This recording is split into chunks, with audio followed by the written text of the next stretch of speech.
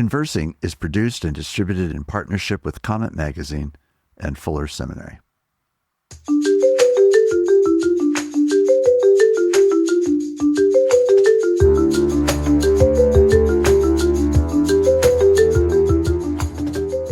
I'm Mark Laberton. Welcome to Conversing.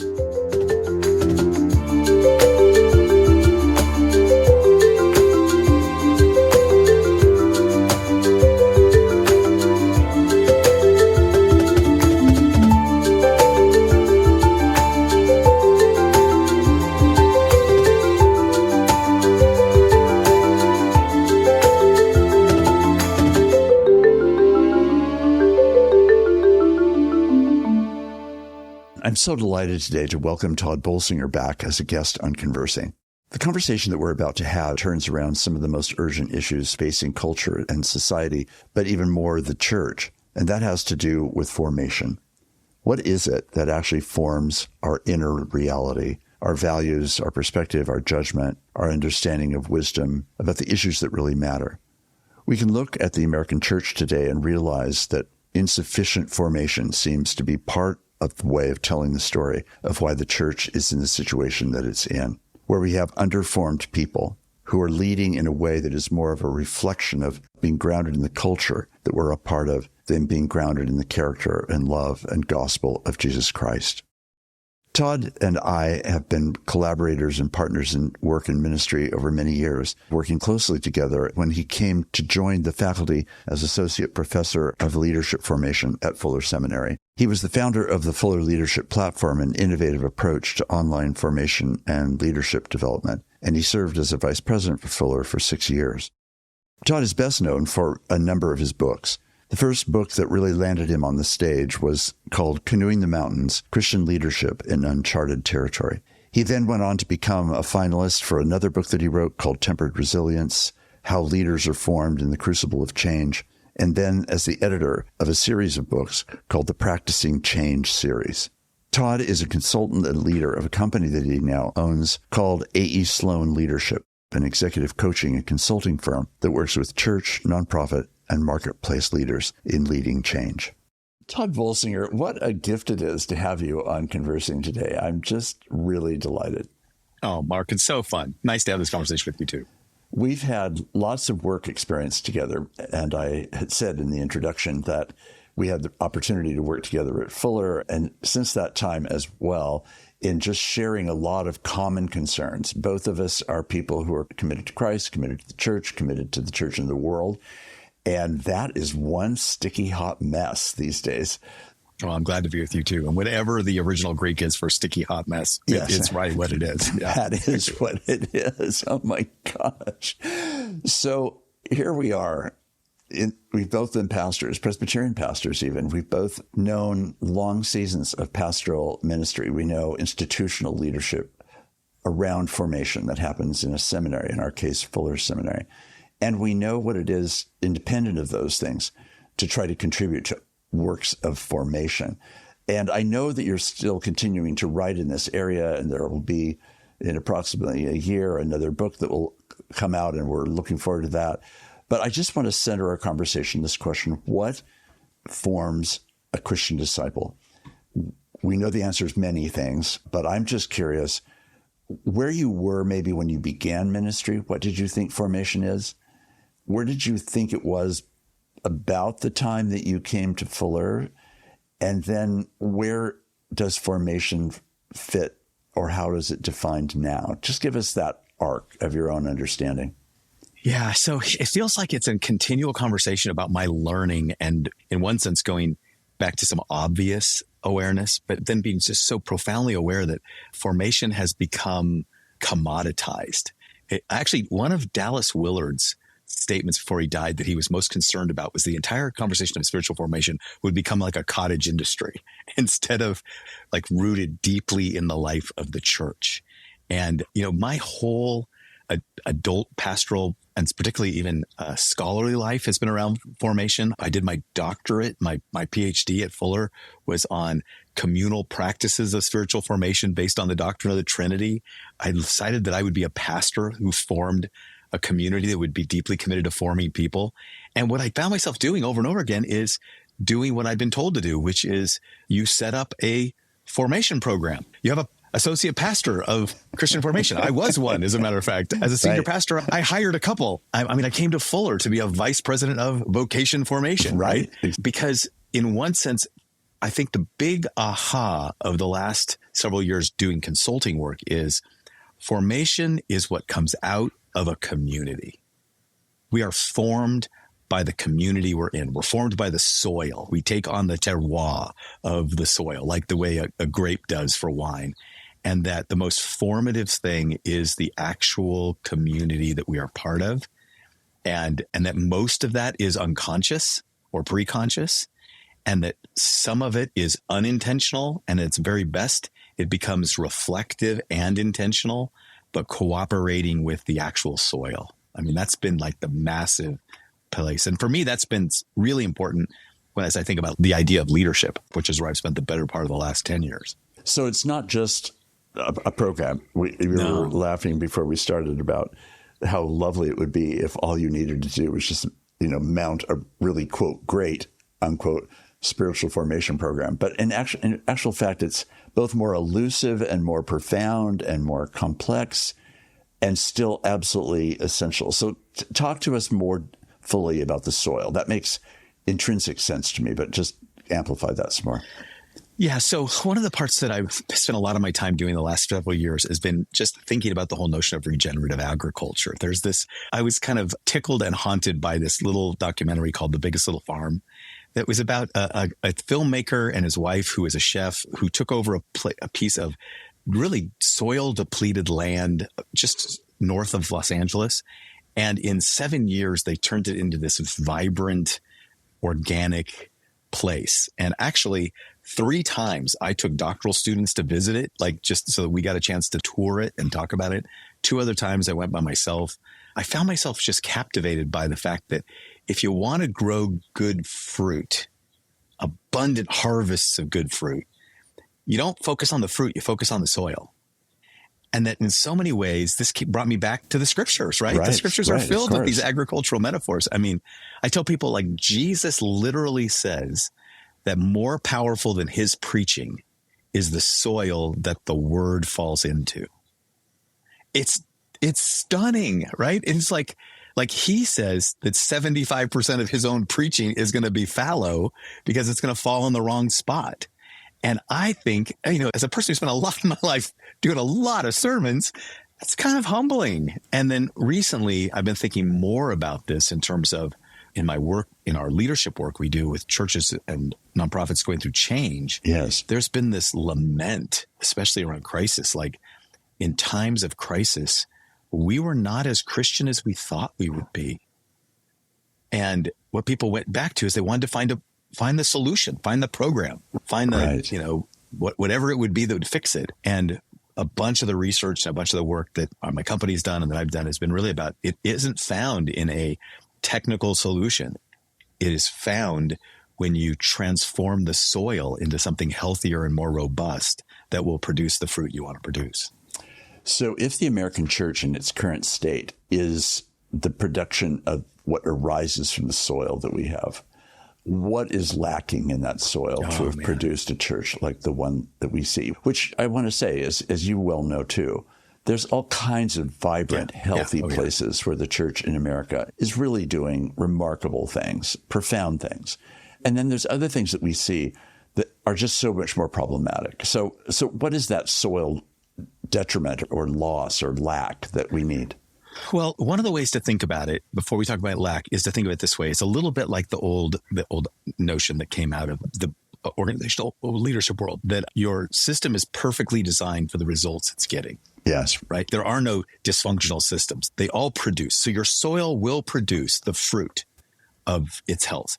So there's been scholars like Kristen Dumais and others who have said, hey, look, Trump's arising and 80% of white evangelical males supporting him. It was not a surprise. It came out of a culture that was cultivated over decades, particularly within the kind of the evangelical world that you and I have spent our lives in, that this is the fruit that would come.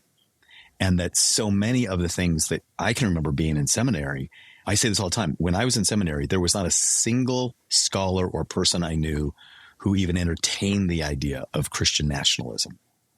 Not one. And I don't know a single church that started a program in Christian nationalism or had an associate pastor of Christian nationalism or started a strategic plan for Christian nationalism. Right. It just came up out of the soil. So if you think about the soil as the nutrients that are there and that have been replicated over and over by what's grown there and what's cultivated there and what goes back in is composted there, well, then we can say the soil we have of Christianity today is the result of everything we've done. And what we have to look at is say, if we're not getting the fruit we want, then, okay, how do we go back and examine that? And then how do we also change that? How do you actually change that soil to get the fruit we want? Part of the question that I want us to talk about is how much that soil is a function of our broader cultural setting and how much of that culture has to do with church culture, and then how the two are different or not, and how it is that one soil and another soil ends up being greater than the soil that we would wish. The church culture soil at its best, not just period, but at its best, the soil of the gospel and the meaningfulness of Christian faith and Christian community and Christian ministry is the soil that's principally shaping people's hearts and minds. But we know that soil is actually planted in a much wider soil, which is made up of so many other parts that has nothing to do with all of that. So one of the ways that I got into this subject again, I felt like I came back to it. So I hadn't done much work in formation for a few years. I was really working on organizational leadership change. And every single time I got to a place where somebody was challenging me, basically asking me the question, how do I do this? I found the answer was a formation response. You and I talked about this about vocation. We talked a lot about that vocation is not found, it was formed. And so we literally were working on how do you form people to hear the call of God and faithfully live out that in their lives. And we did that at the seminary. When I was talking about leading change and a number of my clients said, yeah, but what do we do with resistance? What do we do with sabotage? How do you develop resilience? We found that resilience was actually a response to formation. You're formed to be resilient. Well, what's interesting then is there is this juxtaposition of we are formed by the culture around us in ways that we're not even aware of. Like I'm clearly formed by having been an American, by having grown up in a family where education was important and all these things that were almost preconscious. But there was also some deliberate choices that were made, even choices that I entered into, like going to a place like Fuller, as opposed to going to a seminary in our denomination, right? That shaped me. So one of the ways I've been thinking about that is where you see admirable, extraordinary fruit, what was it about that culture? And so in this book that I'm writing, I went back to this incredible story that I remember hearing about in an ethics class when I was at Fuller in the 1980s about this group of Christians, Huguenots in France during World War II, in La Chambon-sur-Lignon, where they literally, this group of about 3,000 Christians who lived in this little village in the mountain plateau, very hard to get to, way off the beaten path, who had a very hard time getting a pastor. They became a community that saved somewhere between 3,000 and 5,000 Jews from the Holocaust. It's an extraordinary story. It's just this remarkable story, right? And when I heard that story, I assumed that was a story about extraordinary leadership. That's why I wanted to tell that story. I thought there had to be an extraordinary leader who shaped a vision, who called people to it, who rallied the troops. I was thinking Henry V, right? Once more into the breach, dear friends. And I actually ended up talking to people who were there. I talked to the daughter of the pastors. She was 93. She was a teenager in La Chambon. And she said to me, when I said, I think your parents were heroes, she looked at me and she said, you're very romantic about this. These people just lived out their faith. And it hit me, that word just was carrying doing a lot of work. A lot of weight. She just assumed the most natural thing in the world was this group of people would have opened the door to whatever people came their way, even at the risk of their own lives, and welcomed them in, because that's the scriptures they had studied said to do. And you and I have studied those same scriptures and been with lots of people who not only wouldn't open the door, they would pass laws to keep people from not showing up at the door. right? So there is this overlap about the way the common culture impacts us. And there's also this thing that disrupts it by realizing you can cultivate a culture that is countercultural to the world around us. Yes. Yes. And we have lots of other examples of this too, mostly in minority communities, small little communities, like an Amish community where one of their own boys killed 4 of the girls. And the natural response was to not only forgive the boy, but to care for the family who was grieving because their son had done this thing. Like Forgiveness was their natural response, right? Or Mother Emanuel. Mother Emanuel. Yeah. One of my doctoral students was an AME pastor who literally during that funeral, when Obama was there at the funeral, he literally said, I need your permission. I have got to attend this funeral. So he was on Zoom in my Doctor of Ministry class watching this funeral because his father was participating in it. And every single person up there with the president had been a mentor in his life. This was a huge shaping experience of his own formation as a pastor. And today he leads one of the largest AME pastor churches in the country. But it came out of the soil of his upbringing, of his denomination. So it's a long way of saying there's this juxtaposition. There's this unconscious stuff that we take in, and then there's this intentional cultivating that we can try to do based upon what we want to produce. So Tod, speaking personally, where would you say this particular kind of these ingredients that are not necessarily the obvious and structural ones, they can be institutional sometimes, I realize that. But what was the soil that you now would say, maybe in a way that you haven't even ever really seen as clearly until this chapter of your life, but what was the soil that was actually forming you? I just want to add in the layer of your thick Italian culture lots of pasta and lots of really great community. Well, that's part of my upbringing, but what's also part of my upbringing is my parents were public school teachers, right? So I grew up hearing every day the heroes of my family were people who were educated. Yes. So it never even dawned on me that I wouldn't get a lot of education. My parents told me stories of my grandfather who was an immigrant. Like I literally went to Ellis Island and saw his signature. Yes, right. And I took my niece and my grandniece. So we're representing 4 generations of a 16-year-old boy who came as an immigrant. So when I hear people talk about immigrant stories or talk about people who get nervous about immigration, for me, this is my, I don't look like the immigrants, not even the immigrants in my town. But I am 2 generations removed from someone who literally fled World War I and conscription and came to the United States and found his way across the country to be in a little redwood town in Northern California where he met my grandmother. They founded an Italian restaurant where I was babysat when I was a little boy. So these are all parts of who I am, right, that I know have shaped me, but they've also created things that I just assume to be normal. I think the biggest disruption of this work has been how many of us assume that my experience is the same as everybody else's experience. Right. And therefore what I think is normal is right. And I don't even know how to relate to people who've had completely different experiences. Yeah. I mean, I look back and think of my immigrant family as well, in this case from Holland. And they came, I too am 2 generations removed from that. And I certainly also grew up with those stories of exactly how that happened, why they came, where they first landed, how they made their way to, in my case, to Washington State or to Oregon, and what the outgrowth of that was and how their lives got planted and the enormous challenges they had. And it gave me very vividly, especially in the case of my maternal grandmother, who found herself a widow with 4 little girls on a wheat ranch in eastern Oregon without electricity and without indoor plumbing and without a husband. And in that context, she's going to raise these little girls to be ladies.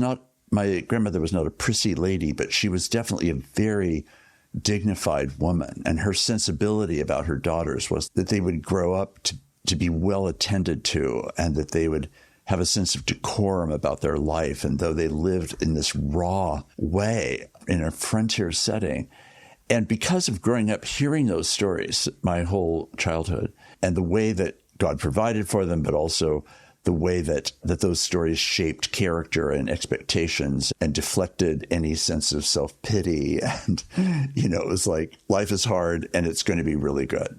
Yeah. Yeah. And it becomes reflexive. And I think this is the formation conversation. How do we make things reflexive that look like Jesus, as opposed to look like whatever else is around us? Right. And it starts with a lot of reflection, including a humble reflection about the things that formed us. So one of the examples you and I have talked about before is, if you are trying to bring change to a university where the most esteemed people, and you and I have known them, geniuses, right? The most esteemed people were formed for a very particular calling, like scholarship in the world. That formation makes them unique for what they can produce, but is also a deficit. Like the way that, for example, when I was at Fuller, after pastoring for 17 years in a predominantly white community, the students told me, hey, you have a lot of assumptions, particularly about race, that you haven't even thought about. And I remember thinking once, well, I want to believe in a colorblind society. I've read Dr. King. And it was so interesting to have somebody say to me, that's like somebody saying I don't see race is like somebody with a Hummer saying, I don't see bicycles. I see vehicles. You're dangerous. You're going to run me over. And I remember I intentionally went and sought out what I called a cultural competency coach. I'd had someone say to me, you struggle with cultural competency. And so I looked it up and I studied it. I read books on it. And then I went to somebody and I said, I think I want to be I need a cultural competency coach. And I'll never forget, he looked at me and said, Tod, why do you want that? I said, well, because I discovered I'm in my 50s and I've got a PhD and I've been in leadership since I was young. And I've been in environments that are very homogeneous and that I've been able to thrive in. And I'm now in a more diverse environment. I'd like to be more culturally competent. And he went, you're never going to be culturally competent. You are in your 50s. You have a PhD. You've been in leadership since you were young. I said, what do I do? He goes, how about if you work on cultural humility?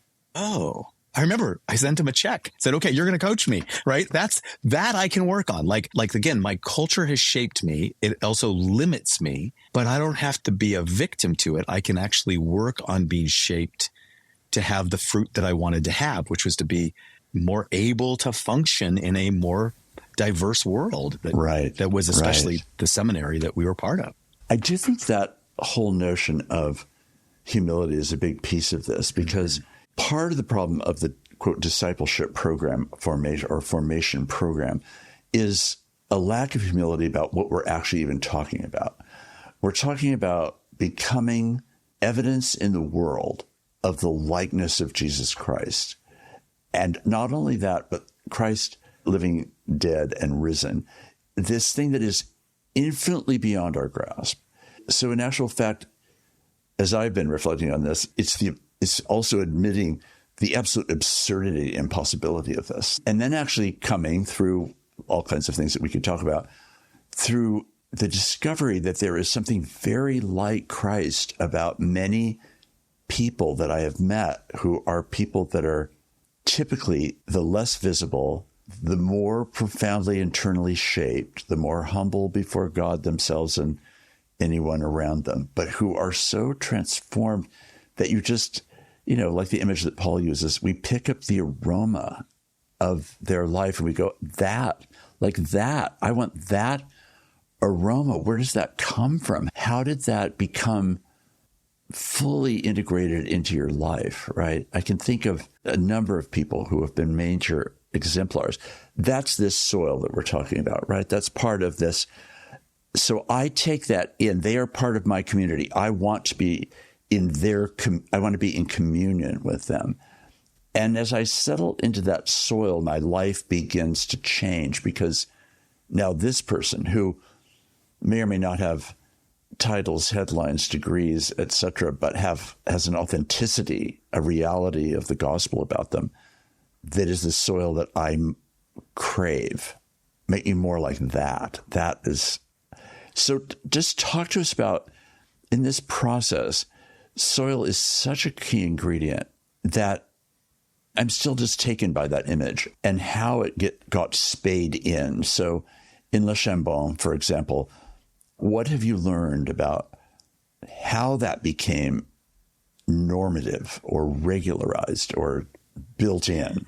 Yeah. So there is a thing about practices. There's something about their practice, but it's practices that come, almost reflexive practices that come out of their values and their experience. Yes. So the thing about Les Chambon is, first of all, they were Huguenots who themselves had been refugees. So just for everyone not necessarily being up on Huguenots, just give people a little. Well, so think of them as Protestants in a Catholic world, right? Mm-hmm. They were a group of Protestants in a predominantly Catholic world. And I'm not being anti-Catholic. I was raised Catholic. So, but almost all of us, when we're in the dominant party, we tend to think of anything that comes in as a small group as being a threat. Immigrants. Like immigrants. Oh, I literally saw a Facebook post today from someone who was part of my church, who literally put up a political post that literally said, how many Muslims are in Congress? And the punchline was, anything above 0 is too much. And just said it publicly. And literally in my head, I'm like, she was in my church. So what was my preaching doing all those years to have a person who literally thought that the United States Congress should have 0 Muslims in it? I'm gobsmacked, right? Well, okay, so think about, instead of Muslims in a Christian world, think of Protestants in a Catholic world where some of those ideas are just there. And they end up in this little village off in the mountains because they were left alone there. There was a little enclave. And what they were all people who made a living by hosting Parisians who wanted to get out of the summer sun and the heat and come to the mountains. So think about a group of immigrants who were Airbnb owners who are good at hosting people, whose primary corporate value was hospitality because it helped the city survive. Yes. Who understood that in a time of crisis, the one thing we know how to do, we know how to welcome people into our home. And because they were so far off in the distance, they didn't have a regular pastor. So they learned to study the scriptures with each other. So they had daily Bible reading that was built on people. There was no big expert.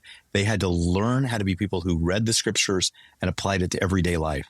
So people have literally said, like, the key spiritual practices of their life was reflecting on their heritage of being refugees, of welcoming strangers, and of reading the Bible.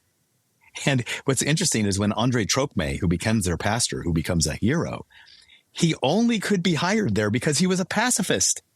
And it's World War II, and the rest of France doesn't want any pacifist pastors. So he's fleeing, and he was wildly competent. I mean, it would be like having one of our famous preachers today not being able to get a job and ending up in a small enclave in El Paso, Texas, caring for refugees. Like, that was this. We think about all those things came together, and that was what shaped them. And then they had to keep making the intentional choices in a time of war when everybody was trying to grapple with, are we going to be rebellious or are we going to just collude with what it meant to be Christian? And he has a famous Weapons of the Spirit sermon that he gave about, we will resist, but we will resist with the weapons of the Spirit, which includes we will love our enemies. So this remarkable, it's both reflective of the soil that we are inherit, but it's also intentionally cultivated toward the sense of call and mission that we have in front of us. And that's a lot of the work my company does. It helps people think the way you thrive in a changing world is not to become something you're not. It is to be the healthiest version of yourself, reaching into the very real places of pain in the world. That's when you thrive as a church or a company and institution. You know, I remember one Sunday in Berkeley being in the middle of preaching a sermon and feeling very grateful for that congregation and all of its eclecticisms and variations and all of the things that come along with ministry in a weird and wonderful place like Berkeley. But I also thought, you know, I don't know that we're as committed to being Christian or as committed to being Berkeley Christian as we're fundamentally formed by being in the soil of being mainstream. Yeah, there you go. And therefore, the peculiarity of being a follower of Jesus, which we might associate, for example, with a Mennonite bun on women's heads, for example, or we think of peculiarity looking odd in some physical manifestation. The oddity that Jesus is about is not manifest per se in those particular ways. It's meant to be exercised by this extraordinary hospitality, by the capacity to forgive, by the pursuit of justice, by standing with the weak and the poor and the isolated and the marginalized. These are meant to be the peculiar things that we do. This is why Rodney Clapp, in his book on early church history, makes so much of the fact that it was Christians who, in the middle of the Black Plague, stayed in the cities and nurtured the people that were dying. That's the utter peculiarity that comes out of what you're saying, is the soil of something being ordinary. I can't imagine. I've never read anything that would lead me to think they thought they were being heroes. It was just that they were being Christians in a setting that had so many people that were suffering and dying, and they were going to be there for them. Yeah. And that's why Rodney Clapp's work has been so powerful, because he points out the power of the uniqueness of Christianity.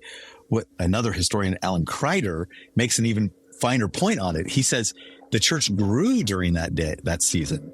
They grew without writing a single tract, not one tract, on evangelism or church growth. They had no church growth strategy, no evangelism strategy. They focused on one thing, which was the cultivation of Christian values and character. So for the early church that grew the fastest was focused entirely on formation. And what's interesting is we go to that and go, oh, this is why we need a bunch of small groups, right? This is why we need a Bible study. It was everything about their being. Our purpose for being was to doing everything about us. Right. And if you know his book, The Patient Ferment of the Early Church, It was literally, they believed the cultivation of patience was the most godly thing they could do that would be countercultural to the Roman efficiency of the day. Yeah. This is so cultivating patience. I thought to myself, now I have not given a sermon on patience once in my life, right? Not one time. It's sort of pathetically exposing in that way. I'm sure I haven't either.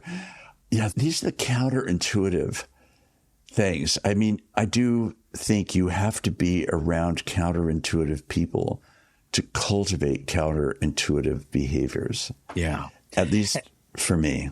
Yeah, well, and what's powerful about that is being around where you said that. So one of the parts, I would say that the Venn diagram of this book is really around, three things. One is this notion that adaptive leadership is really about the way in which you shift values, attitudes, and behaviors to be effective for your mission in a changing world. It's a deep change.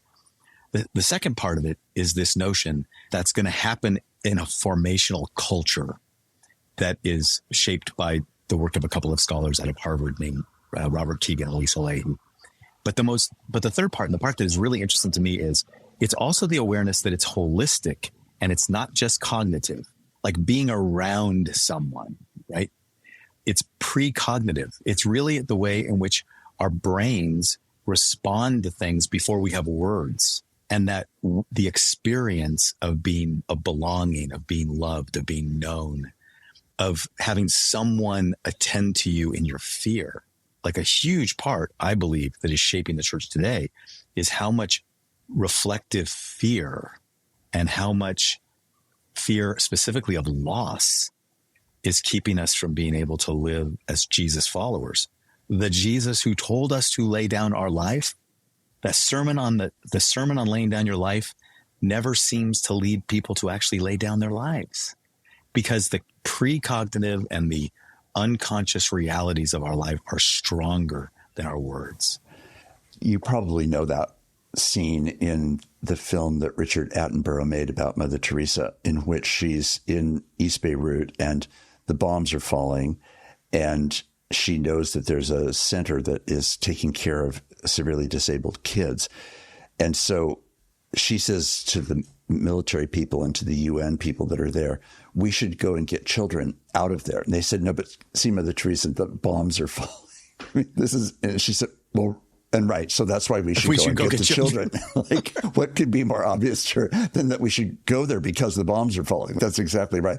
And you can see, because this is all, live filmed, they're awkward. They can see that they're being filmed. They're not about to say outlandish things. But finally, they try to placate her and say, well, if the bombs are not falling tomorrow morning, we could go in and get the children. And then beautifully, the film captures this moment that goes on for several hours.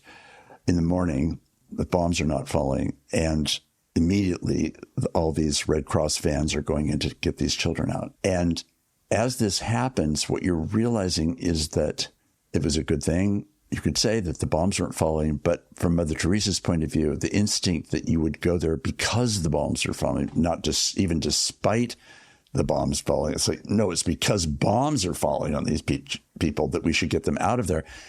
That's an instinct again, that even though, we can think of Mother Teresa as a figure dim and distant, in another way, that film and its silence, this is the most powerful part of the film, that whole sequence.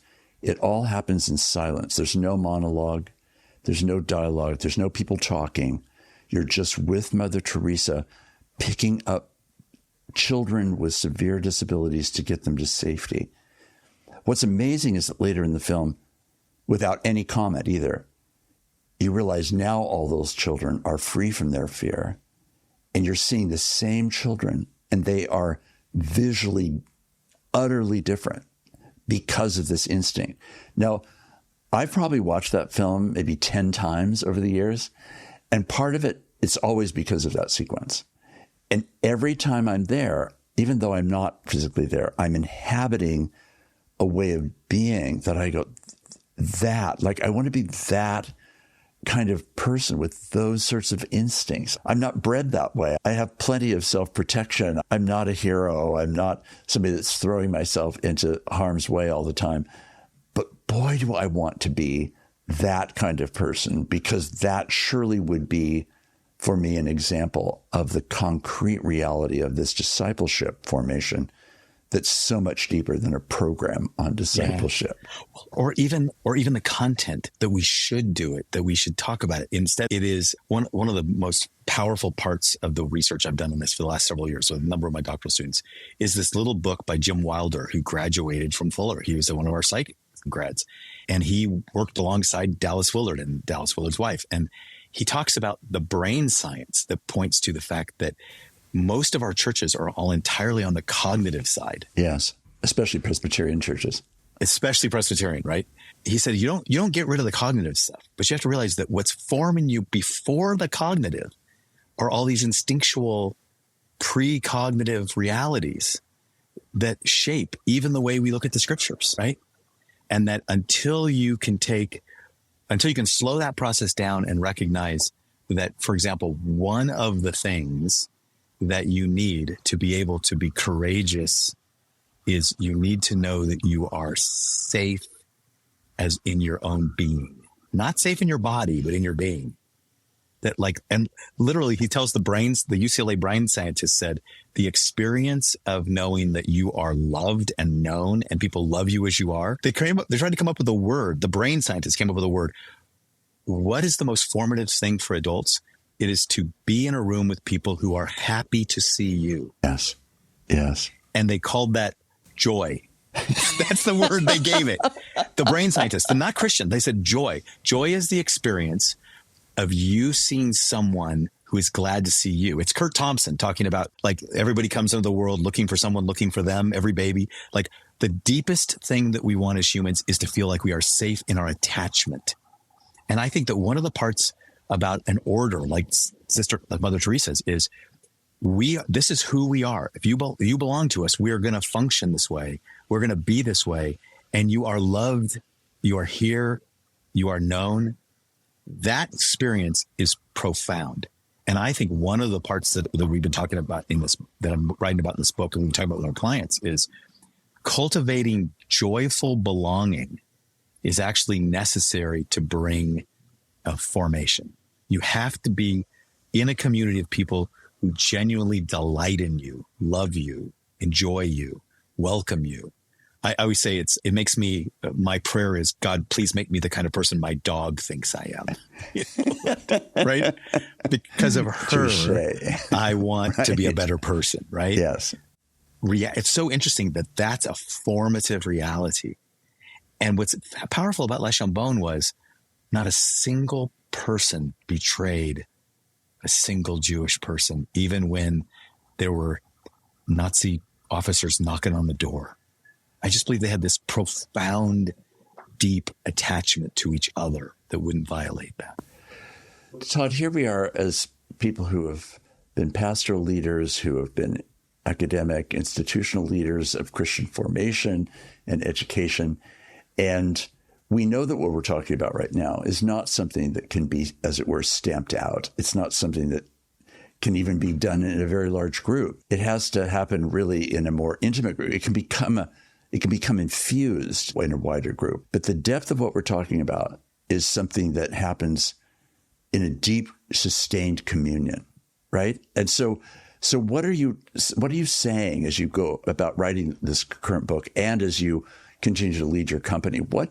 I'm not here asking for the program. That's not what I'm meaning. I'm just like, where are you pointing people to this kind of deep formation with joy, as you've just described, that emerges in this capacity for love?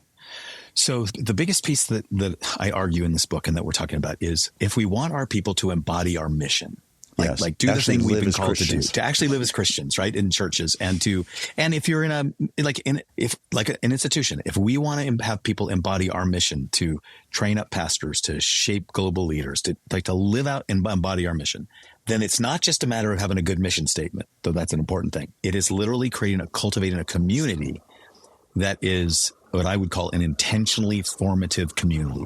It's very intentional. We're going to form you. It starts with knowing that you really belong here. You experience this as a joyful community. We genuinely love each other. We delight in each other. We cultivate that. And it ends with our embodying our practices.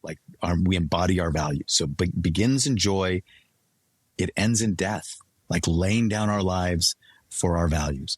But what's interesting in the middle part is the research that I got from Robert Keegan and Lisa Leahy about deliberately developmental organizations. They literally looked at companies that wanted to form people, said, we're going to have a dual bottom line. We're going to increase shareholder value. We're going to sell our widgets, and we're going to develop our people. When they were asked the characteristics of those companies, and they were very broad, really different ones, there were 3 common words that showed up in the word cloud. And the words were trust, pain, and care. The trust that came from knowing you were with a people who not only welcomed you, but you shared a set of values that we all practiced together. That trust kept away from cynicism, right? Like, this is what we're about. We wouldn't think of ourselves any other way. That trust, which is a set of shared values that show up in practice, is really important. So if you say that you're going to be a community that cares deeply for your students, okay, how does that show? How do students experience that from the administration and the faculty? I think about this all the time because we were at the seminary. When we were leading the seminary, my son was at Seattle Pacific University when they had their shooting. And I remember him being terrified. And literally their president said, come to the chapel tomorrow, and the entire theology faculty will be there to care for you and love you, because all of them are pastors. And I remember thinking, Mark, would we ask our theology faculty? like our theology faculty are so clear about this is what I'm gifted to do. We would probably have called out our psychology faculty, but we probably would have hesitated at asking our theology faculty at a seminary to do pastoral care in a trauma, partly because we actually know a lot of research about trauma, right? What I use that illustration not to be critical, but to say the gut instinct of this school that I sent as a parent, I sent my son to, was everybody on our faculty will know how to care for someone as well as teach them. That's trust. Pain is the pain of vulnerable self-reflection. everybody in the community can acknowledge where I need to grow. They call it working on your backhand. It's like people playing pickleball who only want to hit forehands. So for me, I gave you one example. It was my coming to the school and being around a lot of our colleagues and realizing my backhand was, oh my gosh, I do not have cultural competence. My privileged background makes me less prepared for the kinds of students coming our way. I need to work on that and to create an environment where it's okay. Not only is it okay, but it's expected that everybody can be vulnerable about the area they're personally working on. So we might not all be working on the same thing, but we're all working on something. We're all being formed.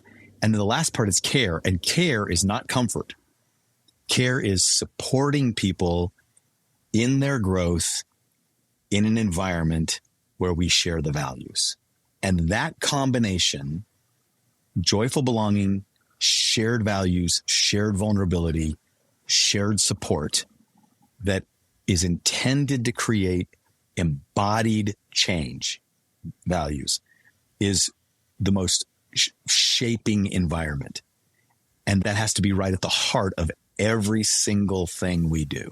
You know, I'm struck by the studies that have been done about mission trips, which are often one of those things that, as we both know, many churches, our churches, most churches that I've known have so-called mission trips. And what's been shown again and again from studies that have been done is that if that's a transformative experience, it's because of what has happened before. It's what happens there. And then it's absolutely about what happens after, because of actually wanting to harvest what might not yet have been articulated or owned or understood, reflected on in the way you're describing. And those are like micro experiences. In theory, they are micro experiences of what you've just described. But then instead what we do is we've often packaged them in ultimate safety to make sure that no one has any pain, any vulnerability, any sense that they are actually being called to be transformed in their own personal way in order to be able to live into this world that they've just entered. And when they get home, their job is to give a presentation at the worship services and then not take any of those practices back into the life of our community. Like the way we all live there, we're not going to live here, because back here, we're back in Orange County, California, and we're a Presbyterian church, right? So, and it's one of the reasons why graduate programs usually end up getting very low marks later, you know, MBAs, MDivs like we have, because they realize nothing is as formative as the organizational culture you're in. You can go do your degree, you'll come back, and within years, you'll be more like the culture you're in than you will like the people you studied with. Tod, we could literally go on about this for hours, and I can't wait for this book to come out. And I would love to invite you now to come back when the book is out so that we have the whole book and people can have a chance to read and digest it. But also, as you continue to work on this, I'm just going to be super interested to see how this progresses, because it does feel to me that in my own writing, and certainly in the writing that you're doing, you're hitting on nerves that feel to me primal nerves. They're fundamental nerves about being human as well as about being a disciple and being a discipling community and being a sign of the kingdom in the world. So I would love to have you back and sort of see the next chapter, as it were, and understand where things have come. And also to be able to reflect further in the current enormous challenges of the American church, which are, to me, as I've said many times, feels like a 5-alarm fire.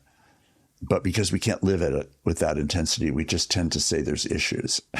Well, I think that itself suggests that we're not really interested in taking it on. And I appreciate that you and your company and the work that you're doing is actually committed to taking these things on. And am very, very thankful for you and thankful for what you're doing. God bless you. Thank you, Mark. My pleasure to be here.